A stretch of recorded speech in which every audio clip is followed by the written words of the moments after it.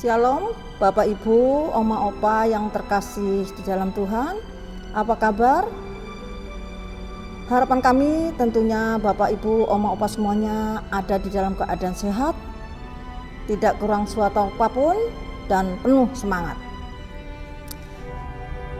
Puji dan syukur kita bersama memanjatkan kehadirat Tuhan. Kita bertemu kembali di dalam acara Persekutuan Komisi Usia Lanjut. Mari kita awali persekutuan ini dengan pujian Kidung Jemaat 337.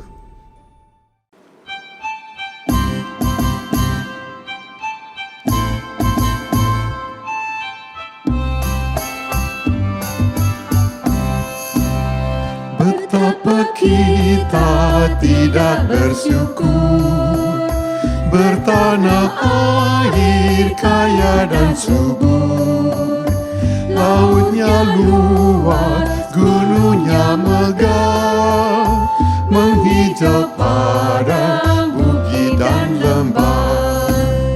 Itu semua berkat karunia Allah yang agung Maha Kuasa.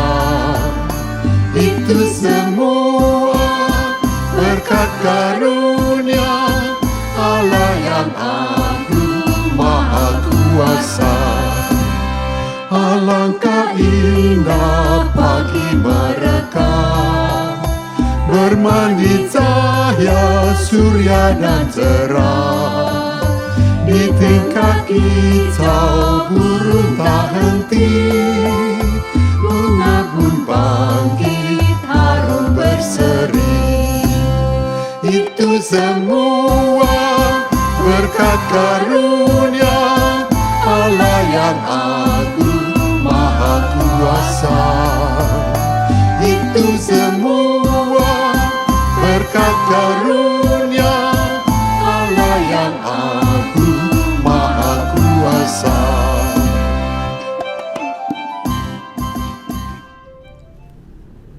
Bapak Ibu, Oma Opa yang terkasih di dalam Tuhan, sebelum kita mendengarkan firman Tuhan, mari kita bersama-sama berdoa.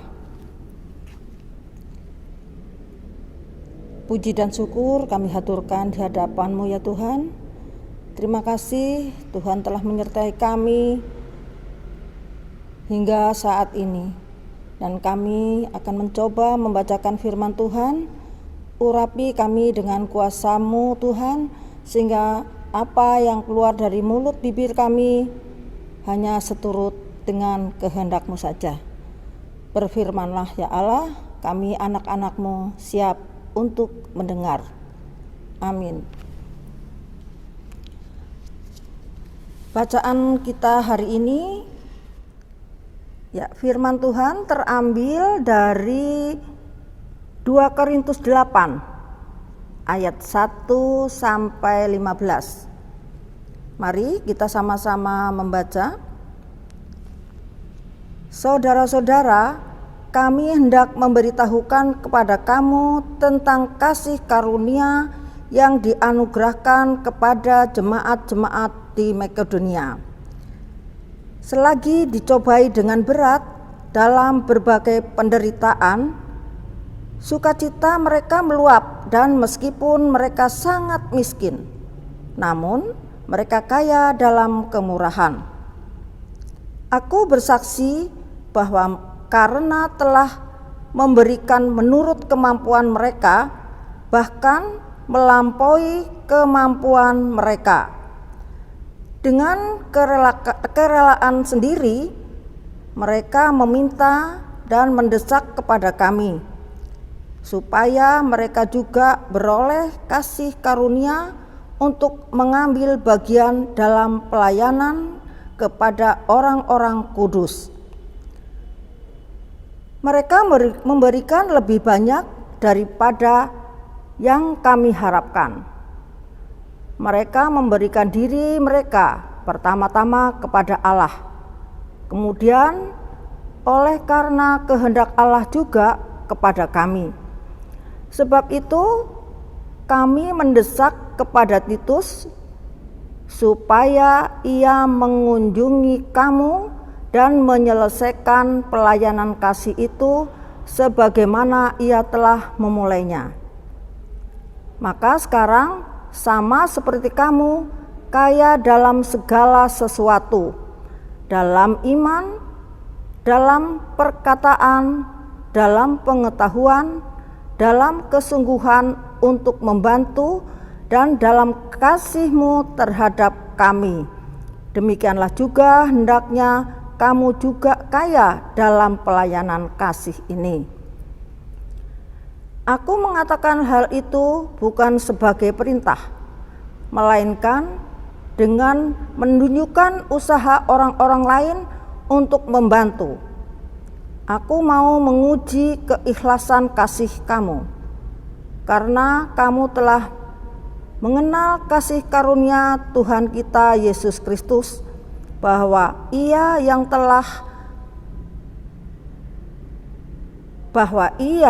oleh karena kamu menjadi miskin, sekalipun Ia kaya, supaya kamu menjadi kaya oleh karena kemiskinannya. Inilah pendapatku tentang hal itu, yang mungkin berfaedah bagimu. Memang sudah sejak tahun yang lalu kamu mulai melaksanakannya dan mengambil keputusan untuk menyelesaikannya juga. Maka sekarang selesaikan jugalah pelaksanaannya itu. Hendaklah pelaksanaannya sepadan dengan kerelaanmu. Dan lakukanlah itu dengan apa yang ada padamu. Sebab jika kamu rela untuk memberi, maka pemberianmu akan diterima. Kalau pemberianmu itu berdasarkan apa yang ada padamu, bukan berdasarkan apa yang tidak ada padamu. Sebab kamu dibebani bukanlah supaya orang-orang lain mendapat keringanan, tetapi supaya ada keseimbangan. Maka hendaklah sekarang ini kelebihan kamu mencukupkan kekurangan mereka, agar kelebihan mereka kemudian mencukupkan kekurangan kamu, supaya ada keseimbangan. Seperti ada tertulis, orang yang mengumpulkan banyak tidak kelebihan, orang yang mengumpulkan sedikit tidak kekurangan. Demikian firman Tuhan, dan nats pada hari ini diambil dari 2 Korintus 8 ayat 2. Meskipun mereka sangat miskin, namun mereka kaya dalam kemurahan. Bapak Ibu yang terkasih di dalam Tuhan, renungan pada hari ini yang berjudul Lilin si anak miskin. Ada seorang gadis kaya yang pindah rumah. Kebetulan di tempat yang baru ia bertetangga dengan seorang janda miskin yang mempunyai 2 orang anak. Dan dalam suatu malam listrik mati. Dengan cahaya telepon genggam, si gadis kaya tadi mencari lilin. Kemudian terdengar sayup-sayup, ada orang melangkah datang ke rumahnya dan mengetuk pintu. Kakak punya lilin? Pertanyaan dari si gadis miskin tadi. Dengan menggerutu, si anak gadis kaya tadi bilang begini, dasar anak miskin, lilin pun tidak punya. Sambil berteriak, tidak ada, aku tidak punya lilin. Lalu si gadis miskin tadi sambil mengetuk pintu, dan anak si kaya tadi mau menutup pintu. Kakak punya lilin? Si kakak tadi, si gadis kaya sudah bilang tidak ada. Oh, ya sudah, saya punya lilin, 2 lilin ini kak. Kami juga berpikir kakak sendirian, mati lampu. Ini lilin 1. Anak gadis yang kaya tadi bengong. Kami semua tadi di rumah sudah khawatir akan kakak. Dan ini saya bawakan lilin 2 kak. 1 untuk kakak, 1 untuk saya. Rasul Paulus memberitahukan tentang kasih karunia yang dianugerahkan kepada jemaat di Makedonia. Selagi dicobai dengan berat dalam berbagai penderitaan, sukacita mereka meluap, dan dalam hati mereka memberikan persembahan melampaui kemampuan mereka. Dengan kerelaan sendiri mereka meminta dan mendesak supaya mereka memperoleh kasih karunia untuk mengambil bagian dalam pelayanan kepada orang-orang kudus. Mereka memberikan lebih banyak daripada yang diharapkan. Ya, memang kita tidak harus kaya atau berlebih untuk berbagi. Meskipun miskin, kita bisa memiliki hati yang kaya. Kaya dengan kemurahan, pengampunan, kebajikan, perhatian, bahkan kaya dalam sukacita dan semangat. Sebaliknya, ada orang yang meskipun tercukupi, sesungguhnya hatinya miskin. Ia enggan berbagi dengan sesama. Hendaklah kita menjadi lilin-lilin yang bisa menerangi kegelapan. Hendaklah kita miskin dalam kejahatan, tetapi kaya dalam kebajikan. Amin.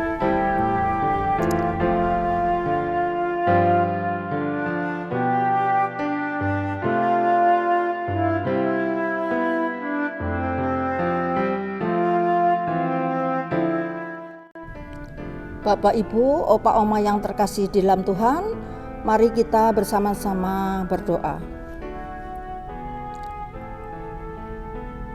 Bapak Surgawi, Bapak yang kami sapa di dalam nama Tuhan kami, Yesus Kristus, kembali kami datang hadirat-Mu Tuhan, mengucap syukur dan terima kasih atas firman yang Tuhan berikan kepada kami. Biarlah firman-Mu boleh membawa kami ke dalam jalan yang terang Tuhan, dan jadikanlah kami lilin-lilin-Mu supaya kami boleh menerangi di dalam kegelapan. Pada saat ini juga kami berdoa untuk gereja kami, untuk Bapak Pendeta Konselmen Raja Balekole, juga majelis-majelis yang ada, dan badan-badan pelayanan, komisi sekolah minggu, komisi pemuda remaja, komisi dewasa, dan komisi arimatea, serta komisi usia lanjut. Tolong Tuhan berikan kepada mereka kebijaksanaan dan bisa membawa kami sesuai dengan kehendak Tuhan.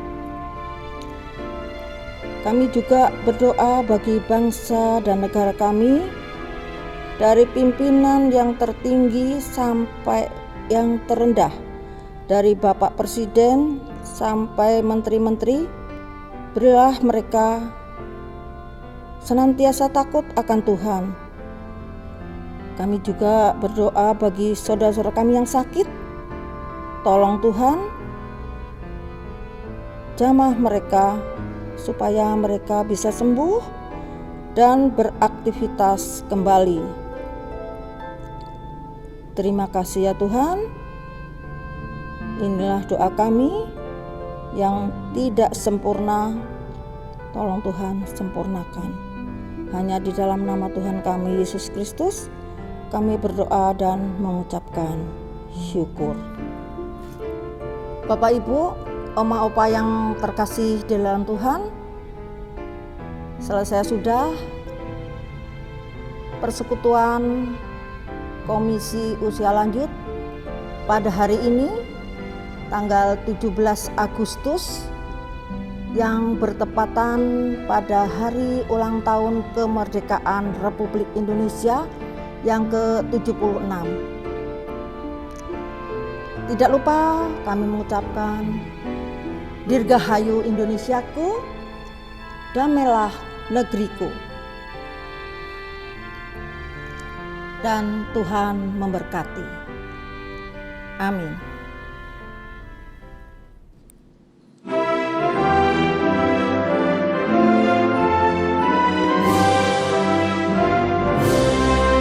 Indonesia negaraku, Tuhan yang memberikannya. Ku serahkan di doaku pada Yang Maha Esa. Bangsa rakyat Indonesia, Tuhanlah pelindungnya. Dalam duka serta suka, Tuhan yang dipandangnya. Kemakmuran, kesuburan, Tuhan saja sumbernya. Keadilan, keamanan, Tuhan menetapkannya.